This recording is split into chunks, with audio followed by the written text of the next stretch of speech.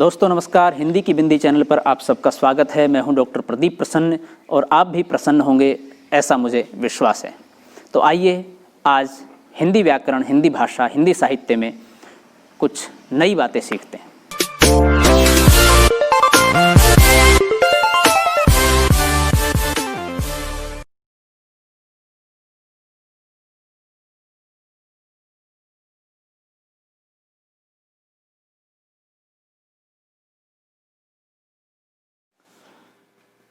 विद्यार्थियों, आज की वीडियो हम बना रहे हैं आधुनिक काल पार्ट 3। इससे पहले आधुनिक काल के हम 2 भाग बना चुके हैं, अब ये तीसरा भाग। वीडियो स्टार्ट करने से पहले आप सबसे रिक्वेस्ट है, यदि आपने हिंदी की बिंदी चैनल को अभी तक भी सब्सक्राइब नहीं किया है तो प्लीज़ उसे सब्सक्राइब जरूर कर लें और बेल आइकॉन को जरूर दबा दें ताकि कोई वीडियो आप मिस न कर पाएँ। और हिंदी की बिंदी चैनल के माध्यम से लगभग सभी अकादमिक परीक्षाओं की तैयारी के साथ साथ प्रतियोगी परीक्षाओं की तैयारियों के संदर्भित वीडियो भी हम बनाते रहते हैं। तो आप लगातार जुड़ते रहें और हिंदी भाषा, हिंदी साहित्य, हिंदी व्याकरण के तमाम टॉपिकों को हम इस वीडियो में बना रहे हैं। अनेक वीडियो हम बना चुके हैं, आप चैनल पर विजिट करके देख सकते हैं और लगातार हम बना रहे हैं। तो आइए शुरू करते हैं आज का टॉपिक, आधुनिक काल पार्ट 3। आज की वीडियो। मुंशी सदासुखलाल नियाज़ दिल्ली के रहने वाले थे। इनका जन्म संवत 1803 और मृत्यु 1881 में हुई। संवत 1850 के लगभग ये कंपनी की अधीनता में चुनार जिला मिर्ज़ापुर में एक अच्छे पद पर थे। इन्होंने उर्दू और फारसी में बहुत सी किताबें लिखी हैं और काफ़ी शायरी की है। अपनी मुंतखबु तवारीख में अपने संबंध में इन्होंने जो कुछ लिखा है उससे पता चलता है कि 65 वर्ष की अवस्था में ये नौकरी छोड़कर प्रयाग चले गए और अपनी शेष आयु वहीं हरिभजन में बिताई। हरिभजन में उक्त पुस्तक संवत 1875 में समाप्त हुई, जिसके 6 वर्ष उपरांत इनका परलोकवास हुआ। मुंशी जी ने विष्णु पुराण से कोई उपदेशात्मक प्रसंग लेकर एक पुस्तक लिखी थी जो पूरी नहीं मिली है। कुछ दूर तक सफाई के साथ चलने वाला गद्य जैसा भाषा योग वाशिष्ठ का था, वैसा ही मुंशी जी की इस पुस्तक में दिखाई पड़ा। उसका थोड़ा सा अंश नीचे उद्धृत किया जाता है। इससे जाना गया कि संसार का भी प्रमाण नहीं, आरोपित उपाधि है। जो क्रिया उत्तम हुई तो 100 वर्ष में चांडाल से ब्राह्मण हुए और जो क्रिया भ्रष्ट हुई तो वह तुरंत ही ब्राह्मण से चांडाल होता है। यद्यपि ऐसे विचार से हमें लोग नास्तिक कहेंगे, हमें इस बात का डर नहीं। जो बात सत्य होए उसे कहना चाहिए, कोई बुरा माने कि भला माने। विद्या इसी हेतु पढ़ते हैं कि तात्पर्य इसका जो सतोवृत्ति है वह प्राप्त हो और उससे निज स्वरूप में लय होजिए। इस हेतु नहीं पढ़ते कि चतुराई की बातें कह के लोगों को बहकाइए और फुसलाइए और सत्य छिपाइए। व्यभिचार कीजिए और सुरापान कीजिए और दान द्रव्य इकठोर कीजिए और मन को कि तमोवृत्ति से भर रहा है निर्मल न कीजिए। तोता है सो नारायण का नाम लेता है, परंतु उसे ज्ञान तो नहीं है। मुंशी जी द्वारा लिखा गया ये गद्य निश्चित रूप से अध्ययन का उद्देश्य क्या है इसको बहुत अच्छे से स्पष्ट कर रहा है। मुंशी जी ने यह गद्य न तो किसी अंग्रेजी अधिकारी की प्रेरणा से और न किसी दिए गए नमूने पर लिखा। वे एक भगवत भक्त थे। अपने समय में उन्होंने हिंदुओं की बोलचाल की जो शिष्ट भाषा चारों ओर पूर्वी प्रांतों में भी प्रचलित पाई, उसी में रचना की। स्थान स्थान पर शुद्ध तत्सम संस्कृत शब्दों का प्रयोग करके उन्होंने उसके भावी साहित्यिक रूप का पूर्ण आभास दिया। यद्यपि वे खास दिल्ली के रहने वाले अहले ज़बान थे, पर उन्होंने अपने हिंदी गद्य में कथावाचकों, पंडितों और साधु संतों के बीच दूर दूर तक प्रचलित खड़ी बोली का रूप रखा, जिसमें संस्कृत शब्दों का पुट भी बराबर रहता था। इसी संस्कृत मिश्रित हिंदी को उर्दू वाले भाषा कहते थे, जिसका चलन उर्दू के कारण कम होते देख मुंशी सदासुख लाल ने इस प्रकार खेद प्रकट किया था। रस्म रिवाज भाखा का दुनिया से उठ गया। सारांश यह है कि मुंशी जी ने हिंदुओं को शिष्ट बोलचाल की भाषा ग्रहण की, उर्दू से अपनी भाषा नहीं ली। इन प्रयोगों से यह बात स्पष्ट हो जाती है, स्वभाव करके वे दैत्य कहलाए। बहुत ज़्यादा चूक हुई, उन्हीं लोगों से बैन आवे है जो बात सत्य होए। काशी पूरब में है, पर यहाँ के पंडित सैकड़ों वर्ष से होएगा आवता है, इस करके आदि बोलते चले आते हैं। ये सब बातें उर्दू से स्वतंत्र खड़ी बोली के प्रचार की सूचना देती हैं। अगले रचनाकार या अगले हिंदी को प्रचारित करने वाले लेखक इंशा अल्लाह खां उर्दू के बहुत प्रसिद्ध शायर थे, जो दिल्ली के उजड़ने पर लखनऊ चले आए। इनके पिता मीर माशा अल्लाह खां कश्मीर से दिल्ली आए थे, जहां वे शाही हकीम हो गए थे। मुगल सम्राट की अवस्था बहुत गिर जाने पर हकीम साहब मुर्शिदाबाद के नवाब के यहाँ चले गए थे। मुर्शिदाबाद ही में इंशा का जन्म हुआ। जब बंगाल के नवाब सिराजुद्दौला मारे गए और बंगाल में अंधेर मचा, तब इंशा, जो पढ़ लिख कर अच्छे विद्वान और प्रतिभाशाली कवि हो चुके थे, दिल्ली चले आए और शाह आलम दूसरे के दरबार में रहने लगे।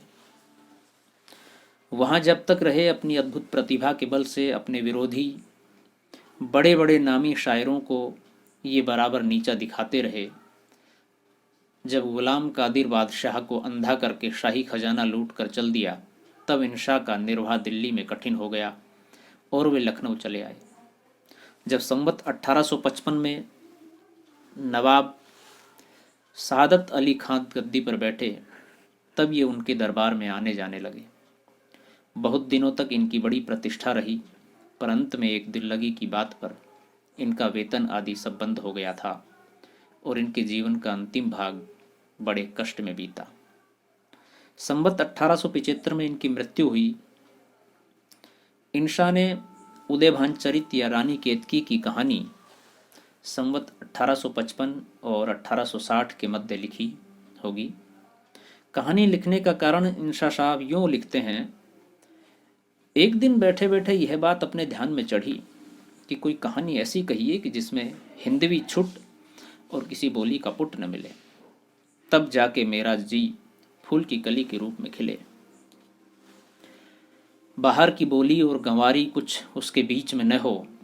अपने मिलने वालों में से एक कोई बड़े पढ़े लिखे, पुराने घुराने डांग, बूढ़े घाघ यह खटराग लाए और लगे कहने, यह बात होते दिखाई नहीं देती।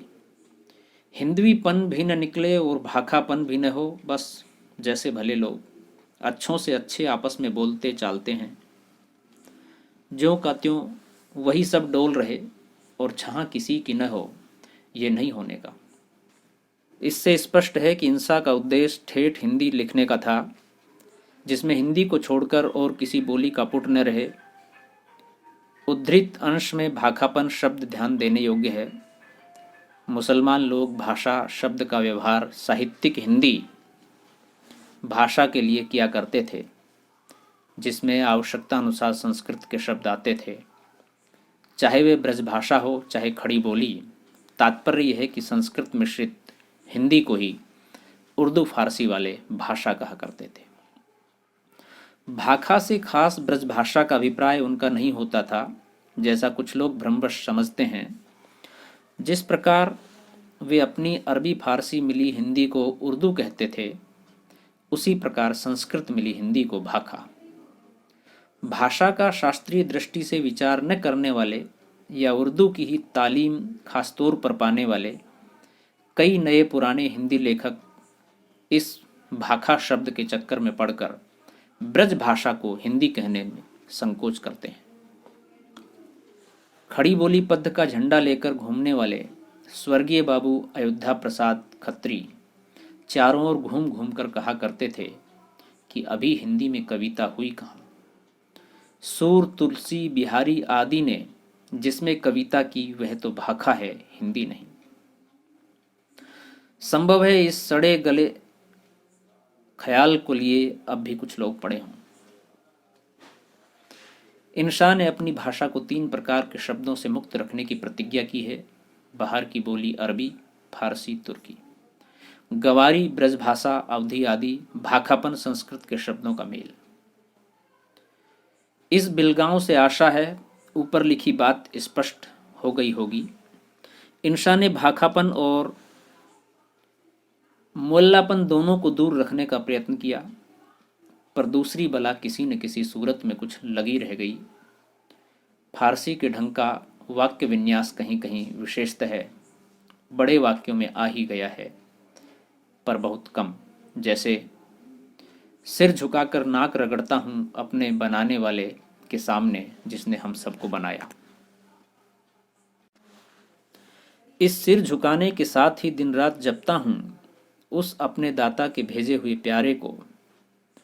यह चिट्ठी जो बिस भरी कुंवर तक जा पहुंची। आरंभ काल के चारों लेखकों में इंशा की भाषा सबसे चटकीली, मटकीली, मुहावरेदार और चलती है। पहली बात यह है कि खड़ी बोली उर्दू कविता में पहले बहुत कुछ मन चुकी थी, जिससे उर्दू वालों के सामने लिखते समय मुहावरे आदि बहुतायत से आया करते थे। दूसरी बात यह है कि इंशा रंगीन और चुलबुली भाषा द्वारा अपना लेखन कौशल दिखाना चाहते थे। मुंशी सदासुख लाल भी दिल्ली खास के थे और उर्दू साहित्य का अभ्यास भी पूरा रखते थे, पर वे धर्म भाव से जानबूझकर अपनी भाषा गंभीर और संयत रखना चाहते थे। सानुप्रास विराम भी इंशा के गद्य में बहुत स्थलों पर मिलते हैं। जैसे जब दोनों महाराजों में लड़ाई होने लगी, रानी केतकी सावन भादों के रूप रोने लगी और दोनों के जी में यह आ गई, यह कैसी चाहत जिनमें लहू बरसने लगा, और अच्छी बातों को जी तरसने लगा। इंशा अल्लाह खां के समय तक वर्तमान कृदंत या विशेषण और विशेष्य के बीच का समानाधिकरण कुछ बना हुआ था, जो उनके गद्य में जगह जगह पाया जाता है। जैसे आतियाँ जातियाँ जो सासें हैं, उसके बिना ध्यान यह सब फांसे हैं। घरवालियाँ जो किसी डोल से बहतालियाँ हैं, इन विचित्रताओं के होते हुए भी इंशा ने जगह जगह बड़ी प्यारी घरेलू ठेठ भाषा का व्यवहार किया है और वर्णन भी सर्वथा भारतीय रखे हैं। इनकी चलती चटपटी भाषा का नमूना देखिए। इस बात पर पानी डाल दो, नहीं तो पछताओगी और अपना किया पाओगी। मुझसे कुछ न हो सकेगा, तुम्हारी जो कुछ अच्छी बात होती तो मेरे मुंह से जीते जी न निकलती, पर यह बात मेरे पेट नहीं पच सकती। तुम अभी अल्हड़ हो, तुमने अभी कुछ देखा नहीं। जो ऐसी बात पर सचमुच ढलाव देखूंगी तो तुम्हारे बाप से कहकर वे बभूत जो मुआ निगोड़ा भूत मुछंदर का पूत अवधूत दे गया है, हाथ मुरकवाकर छिनवा लूंगी। तो ये थी आज की वीडियो। आपको कैसी लगी हमें ज़रूर बताएं। अच्छी लगी हो तो आप लाइक करें, शेयर करें, कमेंट्स करें और चैनल को सब्सक्राइब करना न भूलें। आपके मन में कोई सवाल है, कोई जिज्ञासा है, कोई प्रश्न है तो कमेंट्स के माध्यम से पूछिए, हम उसका जवाब देने की कोशिश करेंगे। वीडियो आपने पूरी देखी, इसके लिए बहुत बहुत धन्यवाद। यदि वीडियो अच्छी लगी हो तो कमेंट्स के माध्यम से हमें बताइए। और आधुनिक काल का पार्ट 3 था, आगे 4 और उसके बाद भी हम लगातार पूरे आधुनिक काल को कवर करेंगे, जिसमें आप सारी चीज़ें इन वीडियो के माध्यम से समझ सकेंगे, देख सकेंगे, पढ़ सकेंगे। तो विद्यार्थियों, आज के लिए इतना ही। नेक्स्ट टॉपिक पे नेक्स्ट वीडियो के साथ फिर मिलते हैं। तब तक के लिए शुक्रिया, नमस्कार।